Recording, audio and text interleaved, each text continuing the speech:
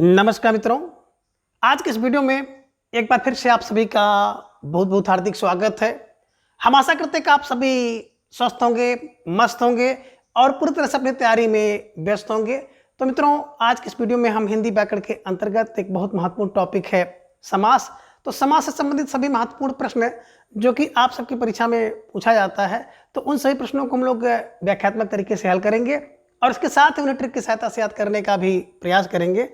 तो हम आशा करते हैं कि वीडियो आप सबके लिए बहुत ही महत्वपूर्ण होने वाला है, इसलिए इस वीडियो को आप लोग अंत तक जरूर देखें और जहां आपको आवश्यक लगे तो उसे अपने नोटबुक में दर्ज करते हुए भी चले।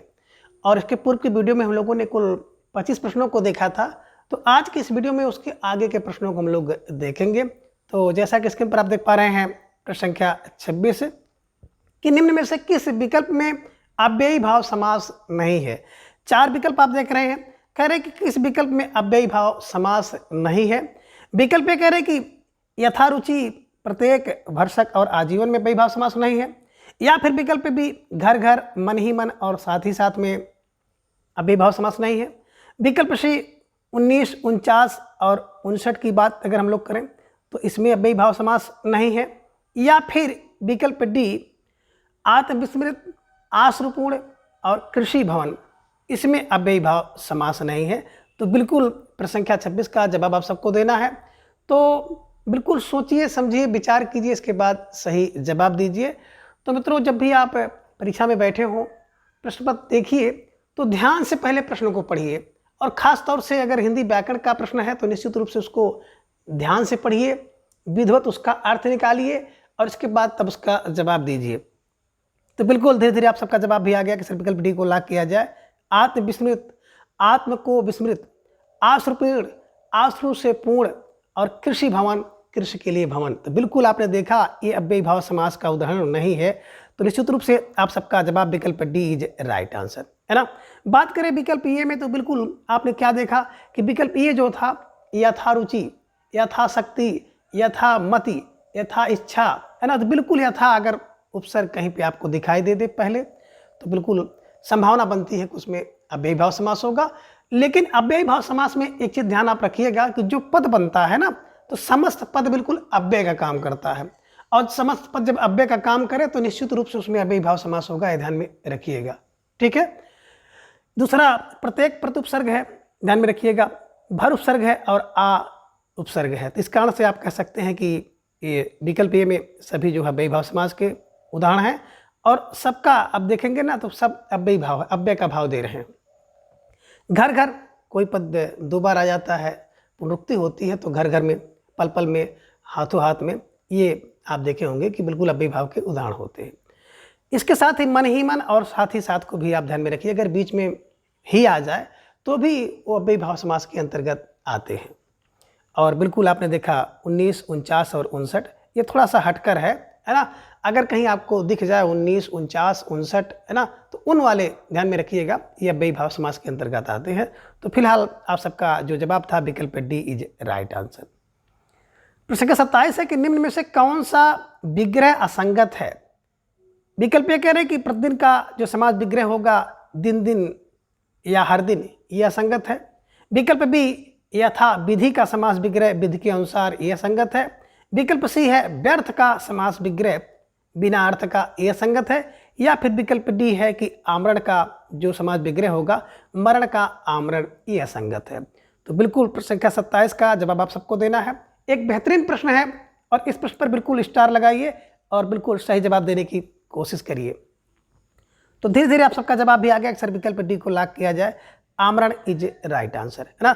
देखिए आमरण का मतलब, देखिए आमरण अगर इसका विग्रह करेंगे ना तो मरण का आमरण नहीं होता है कि मरण का आमरण कर रहे हैं, बल्कि इसको अगर देखेंगे तो इसका सीधा सीधा जो बनता है विग्रह, मरण तक बनता है। आ माने तक, मरण माने मरण, है ना।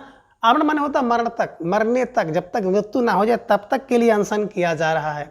आमरण माने मरण तक, उसका जो समास विग्रह होगा मरण तक। ठीक है, तो ये ध्यान में रखिएगा। और बिल्कुल अव्ययी भाव समास का उदाहरण है, तो ये भी आप ध्यान में रखिएगा। हो सकता है इसका विग्रह पूछा गया, हो सकता है आपसे इसका नाम पूछ लिया जाए कि कौन सा समास है। तो अव्ययी भाव समास है, और अव्ययी भाव समास की बात करते हैं तो पूर्व पद की प्रधानता होती है, ये भी आपको ध्यान में रखना है। और अव्ययी भाव समास का जो पद बनता है ना, तो पूरा पद अव्यय होता है। अब आमरण अनशन किया या आमरण अनशन की, आमरण अनशन किए, तो एक वचन, बहुवचन, स्त्रीलिंग, पुल्लिंग सबके साथ इसका प्रयोग सही होता है। ये ध्यान में रखिएगा। इस कारण से आप कह सकते हैं कि अव्ययी भाव समास है, ठीक है ना। तो निश्चित रूप से प्रश्न संख्या 27 का विकल्प डी आमरण जो है इसका अगर देखा जाए विग्रह असंगत है। बात करें प्रतिदिन का, तो दिन, दिन प्रति यानी कि हर दिन, यथा विधि की बात, विधि के अनुसार, व्यर्थ बिना अर्थ का, ठीक है, बी धन अर्थ बराबर व्यर्थ बनता है, ये ध्यान में रखिएगा। इसका समास विग्रह होगा बिना अर्थ का, ठीक है। चलिए प्रश्न संख्या 28 है कि घर घर का समास विग्रह होगा। विकल्प कह रहे कि घर और घर, विकल्प बी घर से घर तक, विकल्प सी है घर का घर, और विकल्प डी है घर के बाद घर यानी कि हर घर। तो कह रहे कौन सही समास विग्रह है? सोचिए, समझिए, जवाब दीजिए, और धीरे धीरे आप सबका जवाब भी आ गया। अक्सर विकल्प डी को लॉक किया जाए, घर के बाद घर, हर घर इज राइट आंसर। तो बिल्कुल सही जवाब। एक अच्छी तैयारी और आप सबका जो बिल्कुल परिश्रम है निश्चित रूप से इस बार रंग लाने वाला है। स्टार लगाइए और बिल्कुल इसको अपनी नोटबुक में छाप लीजिए, ठीक है। चलिए आगे प्रश्न संख्या 29 है कि निम्न में से किसी एक की विग्रह अलग होगा, है ना। कह रहे हैं निम्नलिखित में से किस एक का विग्रह अलग होगा। तो एक का विग्रह अगर देखा जाए ना, तो एक का विग्रह थोड़ा सा अलग होगा। वो कौन सा समासिक पद है? अब विकल्प कह रहे कि कार्य उन्नत, या फिर विकल्प बी ख्याति प्राप्त, विकल्प सी कह रहे हैं स्वर्ग प्राप्त, या फिर विकल्प डी अभावग्रस्त। तो बिल्कुल प्रश्न संख्या 29 को एकदम बिल्कुल ध्यान से देखिए, विचार कीजिए और इसके बाद सही जवाब दीजिए। तो प्रश्न संख्या 29 का जवाब भी धीरे धीरे आ गया कि सर विकल्प डी को लॉक किया जाए, है ना। देखिए बात करें कार्य उन्मुख, तो कार्य को उन्मुख, ख्याति प्राप्त तो ख्याति को प्राप्त, स्वर्ग प्राप्त तो स्वर्ग को प्राप्त। देखिए इसमें सब में को है ना, इन्हीं की कर्म कारक है, द्वितीय विभक्ति है, द्वितीय विभक्ति कर्म कारक। अभाव से ग्रस्त, ये ध्यान में रखिएगा, अभाव से ग्रस्त से विभक्ति और कर्ण कारक। तो निश्चित रूप से आप सबका जो जवाब था विकल्प डी सही जवाब। निश्चित रूप से आप सब बधाई के पात्र हैं। प्रश्न संख्या 30 है कि निम्न में से किसमें कर्ण कारक तत्पुरुष समास है? विकल्प कह रहे कि रेलगाड़ी में, या फिर विकल्प बी मालगाड़ी में, विकल्प सी कह रहे हैं चीलगाड़ी में, या फिर विकल्प डी बैलगाड़ी में। तो प्रश्न संख्या 30 का जवाब आप सबको देना है। एक बेहतरीन प्रश्न है आप सबके स्क्रीन पर, और सारे के सारे जो पद आप देख पा रहे हैं तत्पुरुष के हैं, लेकिन प्रश्न आपसे पूछ रहा है कि किसमें कर्ण तत्पुरुष समास है। जवाब आपको देना है विकल्प ए रेलगाड़ी, विकल्प बी मालगाड़ी, विकल्प सी चीलगाड़ी, या फिर विकल्प डी बैलगाड़ी। तो बिल्कुल आप सबका जवाब भी आ गया कि सर विकल्प डी के साथ हम जाएंगे, विकल्प डी बैलगाड़ी इज ए राइट आंसर। निश्चित रूप से सही जवाब है कि बैल से चलने वाली गाड़ी को बैलगाड़ी कहते हैं, और से चिन्ह लग गया तो जो कार्य करने का साधन हो उसे कर्ण कहते हैं। तो कर्ण कारक डी में होगा, ये ध्यान में रखिएगा।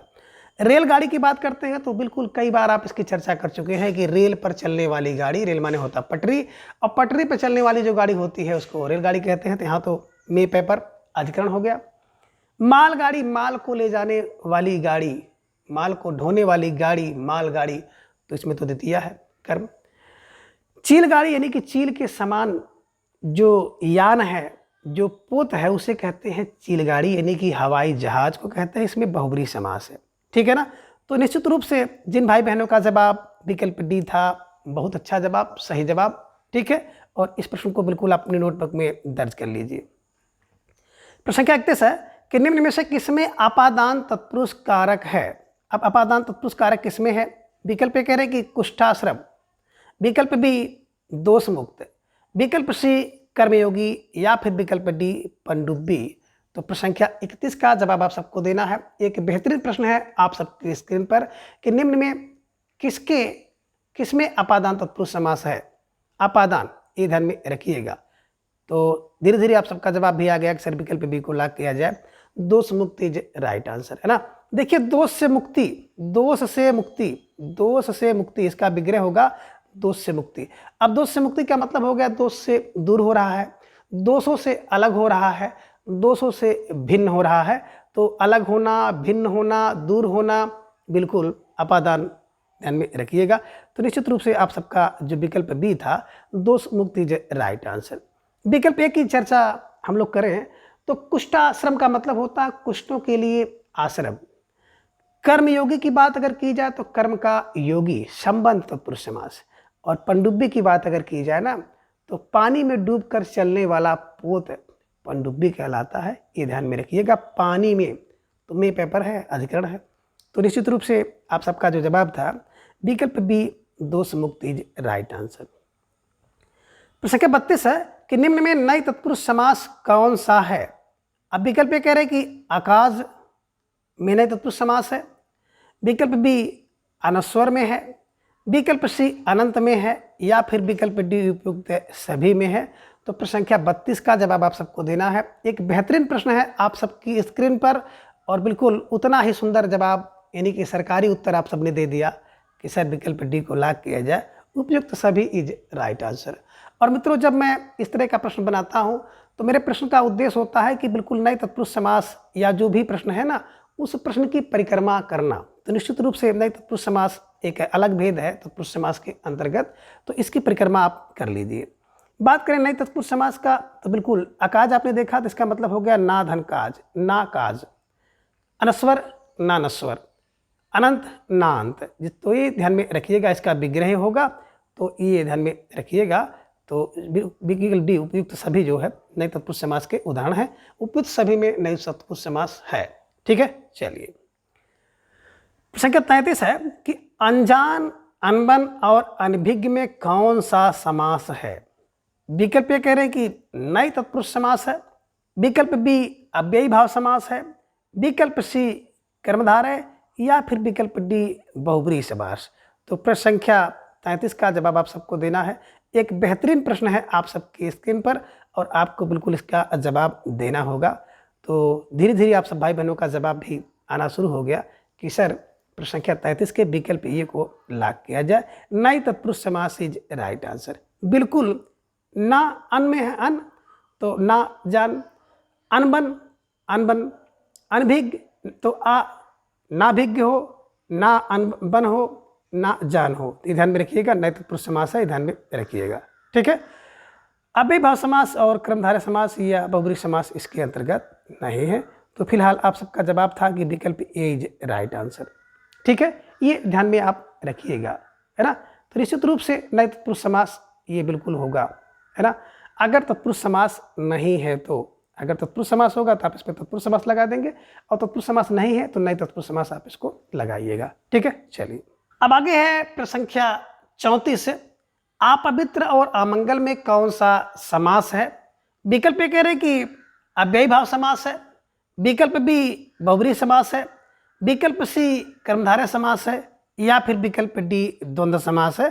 तो प्रश्न संख्या 34 का जवाब आप सबको देना है। थोड़ा सा आप सबको कंफ्यूजिंग करेगा, परेशान करेगा, लेकिन बाद में बिल्कुल आपको ये प्रश्न एक अच्छी समझ देकर जाएगा। तो धीरे धीरे आप सबका जवाब भी आना शुरू हो गया कि सर विकल्प ए को लॉक किया जाए, अव्ययी भाव समास इज राइट आंसर। बिल्कुल सही जवाब है। जिन भाई बहनों का जवाब अव्ययी भाव समास है तो बिल्कुल सही जवाब है।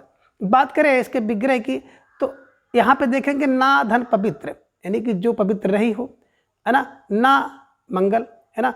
तो ना मंगल ना पवित्र है तो इसका मतलब नई तत्पुरुष समास इसमें होना था। लेकिन अगर नई तत्पुरुष समास विकल्प में नहीं है तो बिल्कुल आप अव्ययी भाव के पास जाएंगे, ये ध्यान में रखिएगा। ठीक है ना। तो जब नई तत्पुरुष समास नहीं है इस कारण से आप विकल्प ए के पास जा रहे हैं, अव्ययी भाव समास, क्योंकि अव्ययी भाव समास है ना बिल्कुल ये उसके अंतर्गत भी आता है, ये ध्यान में आप रखिएगा।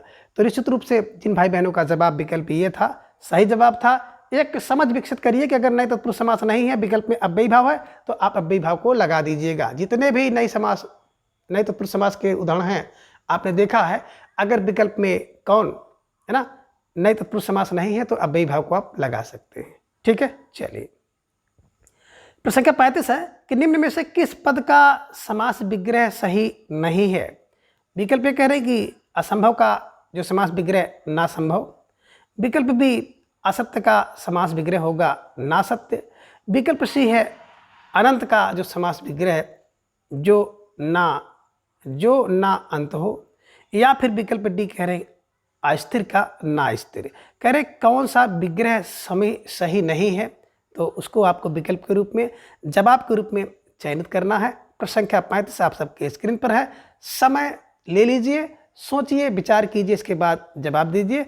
और मित्रों, मेरे द्वारा प्रत्येक दिन सुबह 7 बजे हिंदी साहित्य के इतिहास से संबंधित महत्वपूर्ण प्रश्नोत्तरी कराई जाती है और प्रत्येक दिन शाम को 3:40 पर हिंदी व्याकरण से संबंधित प्रश्नोत्तरी कराई जाती है। और इसके साथ ही साथ प्रत्येक रविवार को एक क्लास केवल होती है सुबह 7 बजे। 125 टीजीटी पीजीटी हिंदी के पाठ्यक्रम पर आधारित प्रश्नावली मेरे द्वारा कराई जाती है। तो ढेर सारे भाई बहन मेरे साथ जुड़ के तैयारी कर रहे हैं। तो आप सबसे भी आग्रह है कि आप सब भी सुबह, शाम और रविवार की क्लास में जुड़िए और अपनी तैयारी को जांचिए, परखिए, मजबूत करिए। तो फिलहाल आप सबका जवाब भी आ गया कि सर प्रश्न संख्या 35 का जवाब जो विकल्प सी को लाग किया जाए, है ना। जो ना अंत हो, ये अगर देखा जाए तो सही समास विग्रह नहीं है, बल्कि यहाँ पे क्या होना चाहिए, ना अंत, ना अंत, है ना। ना अंत बराबर अनंत। ठीक है, चलिए। तो फिलहाल बाकी सब आपने देख लिया। तो प्रश्न संख्या 35 का विकल्प सी सही जवाब है। प्रश्न संख्या 36 है कि निम्न में से किस समास में दोनों पदों की प्रधानता होती है। अब यहाँ से एक नए समास को आप लोग देखेंगे, उससे आपका परिचय प्राप्त होगा और उस पर आधारित प्रश्नों का जवाब आपको देना है कि निम्न में से किस समास में दोनों पदों की प्रधानता होती है। विकल्प कह रहे कि अव्ययी भाव समास में, विकल्प बी तत्पुरुष समास में, विकल्प सी द्वंद्व समास में, या फिर विकल्प डी द्विगु समास में।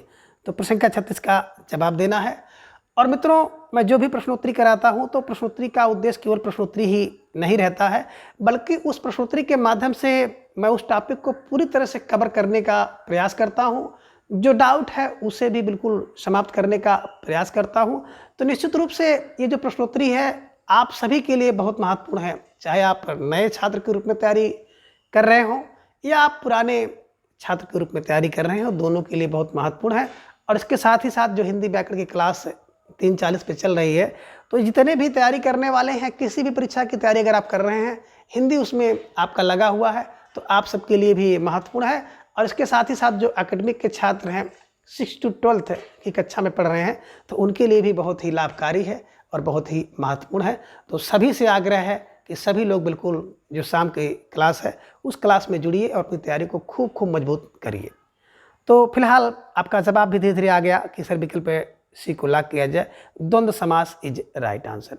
जब दोनों पद की प्रधानता होती है तो द्वंद्व होता है, ध्यान में रखिएगा। किसी के घर में दोनों पद प्रधान हो जाए, दोनों लोग मालिक हो जाए, और दोनों पद को ही नहीं आप कह सकते सभी पद प्रधान होते हैं द्वंद्व समास में, और सभी लोग प्रधान हो जाए, सभी लोग मुख्य हो जाए, मालिक हो जाए, तो द्वंद्व होना ही है। कोई कहेगा कुछ करना है, कोई कहेगा कुछ करना है, तो द्वंद्व ही होगा, ये ध्यान में रखिएगा।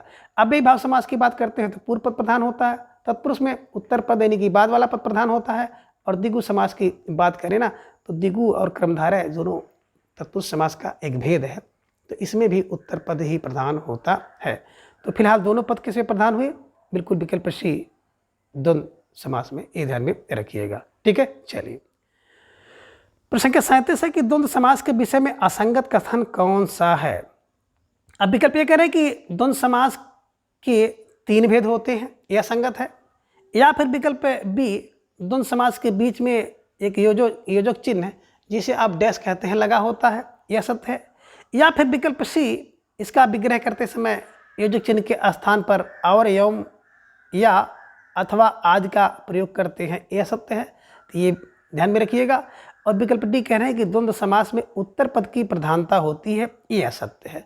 तो कह रहे हैं कि संख्या 37 का जवाब आप सबको देना है कि इनमें कौन सा बिल्कुल है ना विकल्प असंगत है, उसका जवाब आप सबको देना है। तो सोचिए, समझिए, विचार कीजिए, इसके बाद प्रश्न संख्या 37 का जवाब दीजिए। तो धीरे धीरे आप सबका जवाब भी आ गया, सर विकल्प डी को लाग किया जाए। विकल्प डी है ना, द्वंद्व समास में उत्तर पद की प्रधानता नहीं होती है, ना तो पूर्व पद की प्रधानता होती है, बल्कि सभी पद की प्रधानता होती है। और उसी सभी पद को आप दोनों पद कह सकते हैं, 2 भी पद हो सकते हैं, 2 से अधिक पद भी हो सकते हैं। तो मित्रों ये ध्यान में रखिएगा कि द्वंद्व समास में सभी पदों की प्रधानता होती है। अगर प्रश्न आपसे परीक्षा में घुमा के इस तरह से पूछ ले तो भी आपको भटकना अटकना नहीं है, जवाब के रूप में द्वंद्व समास को ही चयन करना है। ठीक है, चलिए। प्रश्न संख्या 38 है कि निम्न में से एक द्वंद्व समास का भेद नहीं है। अब कह रहे हैं कि इनमें से एक द्वंद्व समास का भेद नहीं है। तो द्वंद्व समास के 3 भेद हैं, ये ध्यान में रखिएगा। दोनों पद की प्रधानता द्वंद्व, बीच में योजक चिन्ह या डैश लगा होता है तो प्राय द्वंद्व समास होता है, ध्यान में रखिएगा, है ना।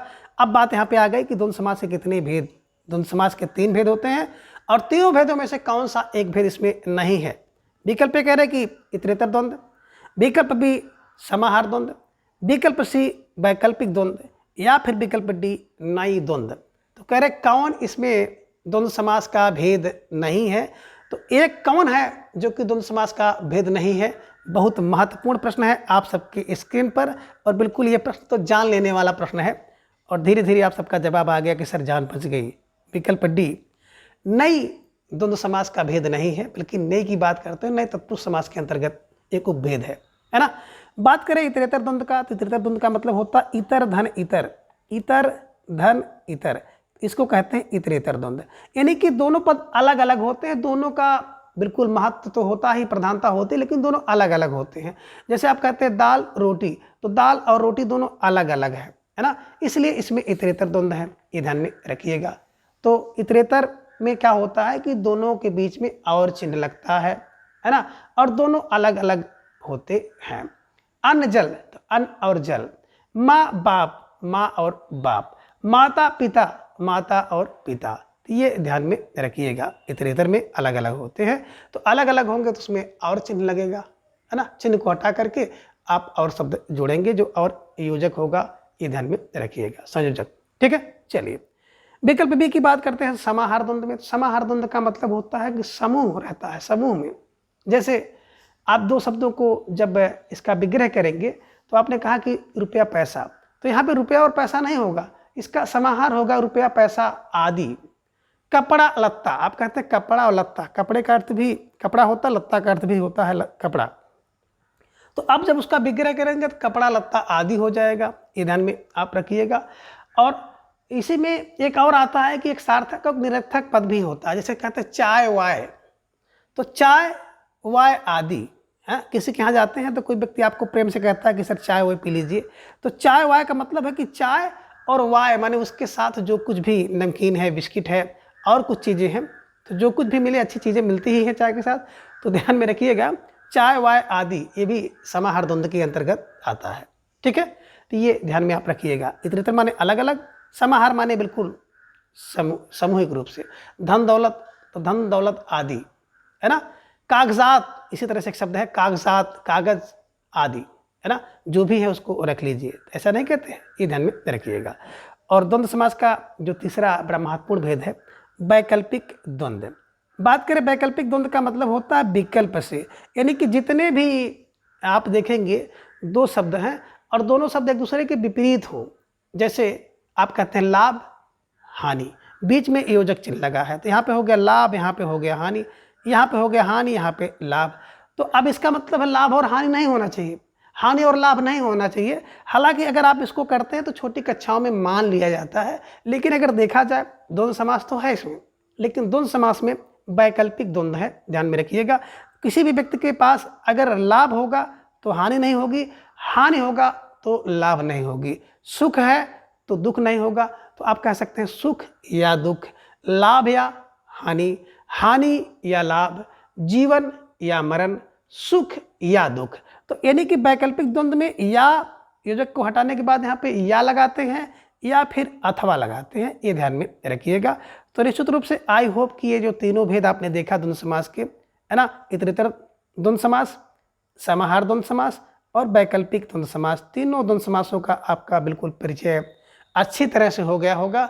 आपने इसकी परिक्रमा कर ली होगी, नोटबुक में दर्ज कर लीजिए। और चलिए हम लोग अगले प्रश्न पर चलते हैं।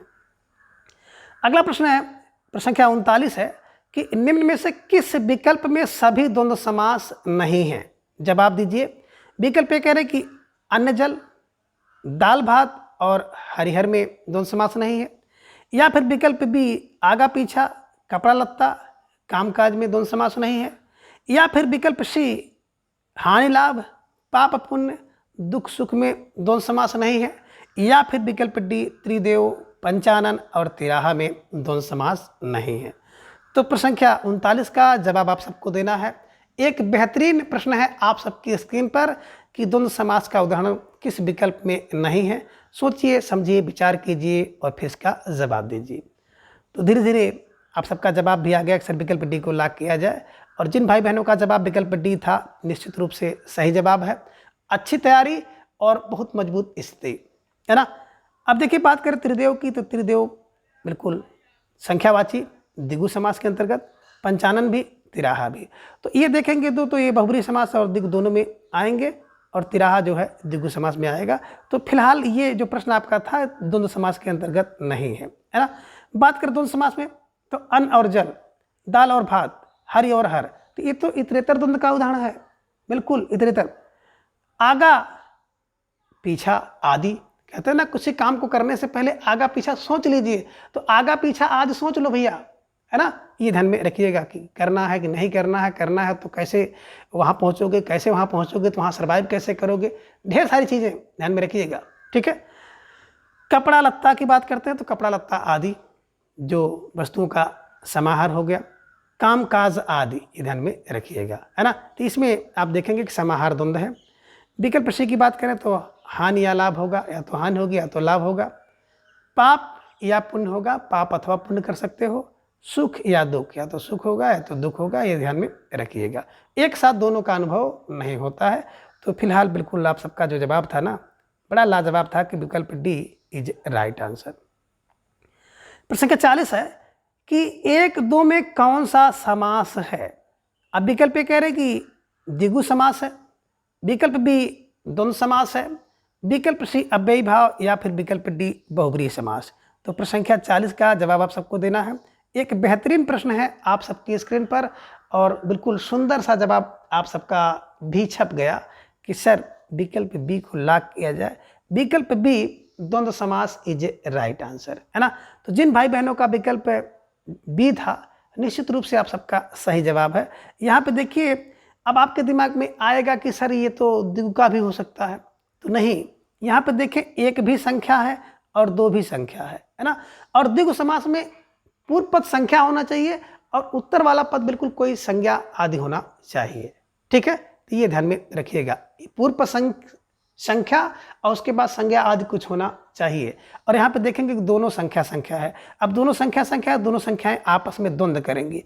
अब दोनों संख्याएं आपस में द्वंद्व करेंगी मतलब दोनों प्रधान है, दोनों मुख्य है ना। 1-2, अब 1-2 कहते भैया 1-2 दे दो, तो 1-2 का मतलब होगा 1 दे दो या फिर 2 दे दो, है ना। तो 1 या 2।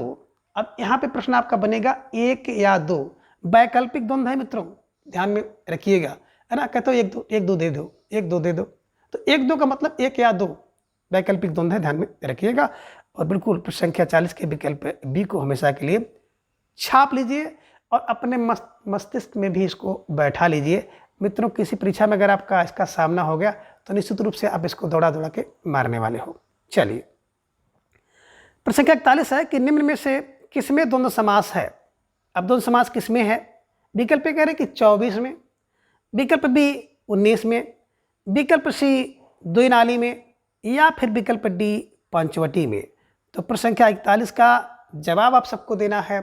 बेहतरीन प्रश्न आप सबके स्क्रीन पर, जवाब के रूप में 4 विकल्प आप सबके सामने, और आप सबका जवाब धीरे धीरे आ गया कि सर द्वंद्व समास की बात अगर हम लोग करेंगे ना तो बिल्कुल कह रहे किसमें द्वंद्व समास है।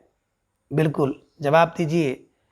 अभी जवाब नहीं आया, हाँ अब जवाब आया, बहुत सुंदर जवाब आ गया कि सर विकल्प ए को लॉक किया जाए, 24 इज राइट आंसर। 20 और 4 और 20 ध्यान में रखिएगा, बराबर हो गया 24। तो निश्चित रूप से जिन भाई बहनों का जवाब विकल्प ये था सही जवाब, इसमें क्या हो गया, बिल्कुल द्वंद्व समास। 19 की बात करते हैं तो 19, 29, 39, 49, 59 अपवाद कह सकते हो, इसमें है अव्ययी भाव समास, ठीक है ना। दोई नाली, दोई और आगे है नाली, तो भैया यहाँ पे तो पूर्व पद की प्रधानता हुई संख्यावाची द्विगु, उत्तर पद की प्रधानता हुई संख्यावाची द्विगु, तो ये द्विगु समास है। पंचवटी, वाह क्या प्रश्न है। पंचवटी की बात करेंगे तो पंचवटी में द्विगु समास भी आप कर सकते हैं, क्योंकि ये डिपेंड करता है आपके विग्रह के ऊपर, है ना। अगर पंचवटा नाम समाहार, तो पंचवटों का 5 अलग अलग वट हैं, पेड़ हैं बरगद के, तो उसे कहेंगे पंचवटी, यानी कि 5 वटों का समूह। और आप कहेंगे पंचवटी 5 वटों का समूह है जहाँ वह, अर्थात पंचवटी पार्टिकुलर प्लेस वेयर, कब जब राम जी वनवास को गए थे तो वहाँ पर रुके हुए थे, तो वह पंचवटी जहाँ पे राम जी है ना वनवास के समय रुके थे। अगर उस स्थान की बात की जाती है तो यहाँ पे बहुब्रीहि समास होगा, ये ध्यान में रखिएगा। तो निश्चित रूप से बात अगर की जाए तो बिल्कुल 24 में द्वंद्व समास है, इसमें 19 की बात करेंगे वैभव समास, द्विनाली में द्विगु समास, और पंचवटी बिल्कुल बहुब्रीहि बड़ा होता है बहुब्रीहि समास, और बहुब्रीहि नहीं है तो द्विगु समास आप कर सकते हैं। ठीक है, चलिए। प्रश्न संख्या 42 है कि द्वंद्व समास का उदाहरण नहीं है, यानी कि इनमें एक जो ऐसा उदाहरण है जो कि द्वंद्व समास का उदाहरण नहीं है। सोचिए, समझिए, विचार कीजिए, उसके बाद जवाब दीजिए। प्रश्न संख्या 42 आप सबके स्क्रीन पर। विकल्प कह रहे कि नवागंतुक, नव आगंतुक यानी नवागंतुक। विकल्प बी 24, विकल्प सी है बचा खुचा, या फिर विकल्प डी है चाय वाय। क्या प्रश्न है आप सबके स्क्रीन पर, और सुंदर जवाब आप सबको देना है कि किस में द्वंद्व समास नहीं है। प्रश्न संख्या 42 सही है, सही है, क्या सही है? बोले सर विकल्प ये है ना। तो निश्चित रूप से आप सबका जवाब विकल्प ये, बेहतरीन जवाब, सुंदर तैयारी, उत्कृष्ट, है ना। बिल्कुल ये प्रश्नोत्तरी बिल्कुल मैं देख रहा हूँ, बहुत तन्मयता के साथ आप लोग लगे हुए हैं। तो सुबह 7 बजे भी हिंदी साहित्य इतिहास की क्लास चलती है, आप लोग वहाँ भी जुड़ने का प्रयास करें समय निकाल करके। नव आगंतुक माने नव है जो आगंतुक, यानी कि जो नया आगंतुक है उसे कहते हैं नवागंतुक। और इसमें होता है क्या, कर्मधारय समास, ध्यान में रखिएगा। 24 का मतलब 20 और 4, 4 और 20, 24 द्वंद्व समास। बचा खुचा आदि समाहार द्वंद्व। चाय वाय, बिल्कुल चाय वाय आदि, है ना, समाहार द्वंद्व, ध्यान में रखिएगा। तो निश्चित रूप से जिन भाई बहनों का जवाब विकल्प ये था, तो इसमें द्वंद्व समास नहीं है। 24 में है बचा कुचा आदि, इसका है ना चाय वाय सार्थक और निरर्थक, ध्यान में रखिएगा। ठीक है, चलिए। प्रश्न संख्या 43 है कि इतरेतर द्वंद्व समास कौन सा है ना। कह रहे कि इसमें से कौन सा इतरेतर द्वंद्व समास का उदाहरण है। विकल्प कह रहे कि दाल भात में है, या फिर विकल्प बी पाप पुण्य में है, विकल्प सी कह रहे कि चाय वाय में है, या फिर विकल्प डी धन दौलत में है। तो कह रहे किसमें इतरेतर द्वंद्व है, आप जवाब आपको देना है। प्यारा सा प्रश्न है और इसके पूर्व आप लोग इसकी चर्चा कर चुके हैं। तो बिल्कुल सही जवाब आपका आ गया कि सर दाल और भात, दाल अलग है भात अलग है, इतर इतर है और बीच में और लगेगा, जब इसका आप विग्रह करेंगे तो हो जाएगा दाल और भात। ठीक है, इतर इतर द्वंद्व है। पाप पुण्य की बात करें तो दोनों एक दूसरे के विपरीत है, विलोम शब्द है, तो पाप होगा या पुण्य होगा, तो पाप या पुण्य के नाते यहाँ पे हो गया वैकल्पिक द्वंद्व, ध्यान में रखिएगा। चाय वाय एक सार्थक एक निरर्थक है, तो चाय वाय आदि समाहार द्वंद्व है। धन दौलत आदि बिल्कुल समाहार द्वंद्व समास। तो निश्चित रूप से आप सब भाई बहनों का जवाब विकल्प ये, बेहतरीन जवाब, सुंदर तैयारी और उत्कृष्ट प्रश्नोत्तरी आप सब कर रहे हैं, जवाब दे रहे हैं, और बहुत सही लग रहा है कि आप सब बिल्कुल इसी तरह से जुड़े रहें। ठीक है, चलिए। प्रश्न संख्या 44 है कि निम्न में कौन सा विकल्प असंगत है। विकल्प ये कह रहे हैं कि 1 या 2, और इसका जो बात करें अगर हम लोग विग्रह की तो 1 और 2 होगा, या फिर विकल्प बी दूध रोटी और इसका विग्रह करेंगे दूध और रोटी, यह संगत है, या फिर विकल्प सी धन दौलत और इसका जब विग्रह करेंगे तो धन दौलत आदि, यह शुद्ध है, या फिर विकल्प डी सुख दुख, तो सुख या दुख इसका जो समासिक विग्रह होगा यह संगत है। तो कौन सा विकल्प है ना, यानी कि समास का जो विग्रह है अशुद्ध है, जवाब आपको देना है। प्यारा सा प्रश्न है आप सबकी स्क्रीन पर, और उतना ही सुंदर जवाब आप सबका दौड़ करके आ गया कि सर विकल्प ए को लॉक किया जाए। प्रश्न संख्या 44 का विकल्प ए 1 2, अगर बात हम लोग करें 1 2 का समासिक विग्रह 1 या 2 होता है, 1 और 2 नहीं होता है। तो 1 या 2 ये वैकल्पिक द्वंद्व के अंतर्गत आता है। 1 2 पेन दे दो तो 1 पेन दे दो या 2 पेन दे दो, ये ध्यान में रखिएगा। ठीक है, तो निश्चित रूप से आप सबका विकल्प ए इज राइट आंसर। दूध रोटी इतरेतर समास के अंतर्गत आता है, दूध और रोटी, दूध और इतरेतर। धन दौलत आदि समाहार द्वंद्व। सुख या दुख बिल्कुल वैकल्पिक द्वंद्व, ध्यान में रखिएगा। ठीक है, चलिए। प्रश्न संख्या 45 है, कर्मधारय समास में किस पद की प्रधानता होती है? देखिए यहाँ से एक अलग समास आपका बिल्कुल प्रारंभ हो गया कि कर्मधारय समास में किस पद की प्रधानता होती है। विकल्प ए कह रहे हैं कि पूर्व पद की, विकल्प बी उत्तर पद की, विकल्प सी दोनों पद की, या फिर विकल्प डी अन्य पद की। तो प्रश्न संख्या 45 का जवाब आप सबको देना है और इसकी चर्चा कई बार हो चुकी है, तो निश्चित रूप से आप सबका जवाब जो होगा सही होगा कि सर विकल्प बी को लॉक किया जाए। और जिन भाई बहनों का जवाब विकल्प बी था, सही जवाब था कि कर्मधारय समास की बात करें तो उत्तर पद की प्रधानता होती है। अब उत्तर पद की प्रधानता इसलिए होती है कि जो कर्मधारय समास होता है ना, ये तत्पुरुष समास का एक उपभेद है। द्विगु समास भी तत्पुरुष समास का एक उपभेद है। तो जब तत्पुरुष समास का एक उपभेद है, इस कारण से है ना, इसके भी उत्तर पद प्रधान होंगे, ध्यान में रखिएगा। तो जिन भाई बहनों का जवाब विकल्प बी था, निश्चित रूप से सही जवाब, उत्कृष्ट तैयारी। ठीक है, चलिए प्रश्न संख्या 46 है, कर्मधारय समास के विषय में सही कथन है। अब कह रहे कर्मधारय समास के विषय में कौन सा कथन सही है? विकल्प पे कह रहे कर्मधारय समास जो है तत्पुरुष समास का एक उपभेद है, तो कर्मधारय समास तत्पुरुष समास का एक उपभेद है, ये सही है। या फिर विकल्प भी कर्मधारय समास में उत्तर पद की प्रधानता होती है, ये सही है। या फिर विकल्प सी कर्मधारय समास में विशेषण विशेष व उपमेय उपमान का संबंध रहता है, ये सही है। या फिर विकल्प डी उपयुक्त सभी। तो बिल्कुल आप सबका जवाब भी आ गया कि सर विकल्प डी को लॉक किया जाए, उपयुक्त सभी सरकारी जवाब इज राइट आंसर। तो सरकारी उत्तर, सरकारी जवाब आप सब बिल्कुल देने में बहुत आगे हैं, तो निश्चित रूप से आप सबका जो जवाब था विकल्प डी इज राइट आंसर। और इस तरह के प्रश्न का निर्माण करने का मेरा उद्देश्य होता है कि बिल्कुल उसकी परिक्रमा करना। तो देखिए मित्रों, बात करें हम लोग कर्मधारय समास की, तो कर्मधारय कर्म को धारण करता है, जो दूसरे के कर्म को धारण करता है उसे कर्मधारय समास कहते हैं। और कर्मधारय समास तत्पुरुष समास का एक उपभेद है और इस कारण से इसके उत्तर पद की प्रधानता होती है। इसमें विशेषण विशेष और उपमेय उपमान का संबंध होता है। ठीक है, तो निश्चित रूप से विकल्प डी इज राइट आंसर। ठीक है, चलिए प्रश्न का 47 है कि निम्न में कर्मधारय समास का उदाहरण है। अब कह रहे कर्मधारय समास का उदाहरण कौन सा है? विकल्प ए कह रहे कि अल्पसंख्यक है, विकल्प बी कुकृत्य है, विकल्प सी अश्रुगैस है, या फिर विकल्प डी उपयुक्त सभी है। तो प्रश्न संख्या 47 का जवाब आप सबको देना है। एक बेहतरीन प्रश्न है, कर्मधारय समास का उदाहरण कौन सा है? और आप सबका जवाब बिल्कुल आ गया, सरकारी जवाब के सर विकल्प डी को लॉक किया जाए, विकल्प डी उपयुक्त सभी इज राइट आंसर। और बिल्कुल आप सब समझ गए होंगे कि इस प्रश्न का निर्माण तो मैंने क्यों किया है, क्योंकि बिल्कुल कर्मधारय समास का जो उदाहरण है ना, उससे आपका परिचय हो जाए, उसकी आप परिक्रमा कर लें। देखिए मित्रों, बात करें विकल्प ये में देख रहे हैं अल्पसंख्यक। तो अल्पसंख्यक का मतलब हो गया अल्प हैं जो संख्या में, अल्प हैं जो संख्या में, अल्प माने कम हो गया, है जो संख्या में। तो ये देखेंगे आप यहाँ पे सबसे पहले आपको मिलता है विशेषण और बाद में आपको मिल गया विशेष। तो इस तरह से जो कर्मधारय समास का पहला भेद आप देखेंगे, विशेषण और विशेष पर आधारित होता है। ठीक है, दूसरा है कुकृति, कुकृत्य। तो कुकृत का मतलब होगा कुत्सित है जो कृत्य, कुत्सित है जो कृत्य। अब इसकी अगर बात हम लोग करेंगे तो सबसे पहले आपने देखा कि कुछ ऐसे भी उपसर्ग होते हैं जो कर्मधारय समास के अंतर्गत आते हैं, तो ये उपसर्ग वाले हैं, जैसे कुकृत्य है। इसी तरह से आप देखेंगे अतिवृष्टि है, अति है जो वृष्टि है ना, अनुकरणी अनु है ना जो करणी, ये ध्यान में रखिएगा। खुशबू है, खुश है जो बू। तो कहने का आशा है कि जो दूसरा आप देखेंगे ये बिल्कुल उपसर्ग पर आधारित कर्मधारय तत्पुरुष कर्मधारय समास। ठीक है, तीसरा देख रहे हैं अश्रुगैस। अब अश्रुगैस की बात करें तो बिल्कुल संज्ञा और संज्ञा है। तो दोनों पद देखें यहाँ पे संज्ञा है, लेकिन फिर भी विशेषण का काम कर रहे हैं।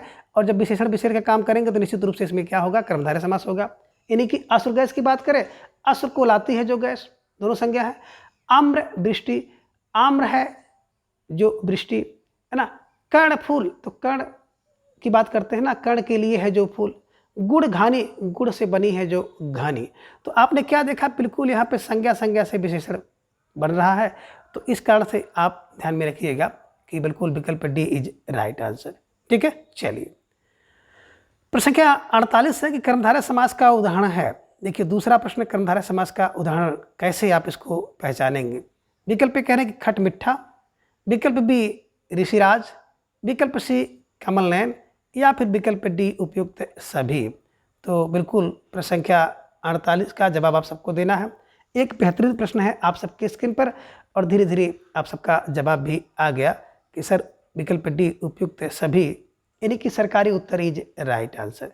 ठीक है ना। बात करें विकल्प एक खट मिठा की, तो खट मिठा माने खट्टा है जो मीठा है, यानी कि विशेषण विशेष के अलावा आपने देखा कि विशेष है ना, विशेषण विशेष, और यहाँ पे क्या आपने देखा कि बिल्कुल खट्टा विशेषण और विशेष विशेष विशेषण वहाँ पे था, यहाँ पे विशेषण और विशेष है, ये ध्यान में रखिएगा। ठीक है। ऋषिराज की बात करते हैं तो ऋषियों में श्रेष्ठ राजा, यहाँ पे विशेष और विशेषण होगा, ये ध्यान में रखिएगा। पहले विशेष है फिर उसका विशेषण है, यहाँ पे विशेषण है फिर विशेष है ना। तो विशेषण और विशेष, और यहाँ पे विशेष और विशेषण, इस तरह से ऋषिराज, ध्यान में रखिएगा, है ना। ये ऋषियों में राजा, ये ध्यान में रखिएगा। विकल्प सी आप देख रहे हैं कमल नयन, तो कमल नयन का मतलब उपमेय उपमान का संबंध होता है, ये ध्यान में रखिएगा। ठीक है। तो कमल नयन, इसी तरह से कर कमल भी होता है, तो कमल कर रूपी कमल, है ना।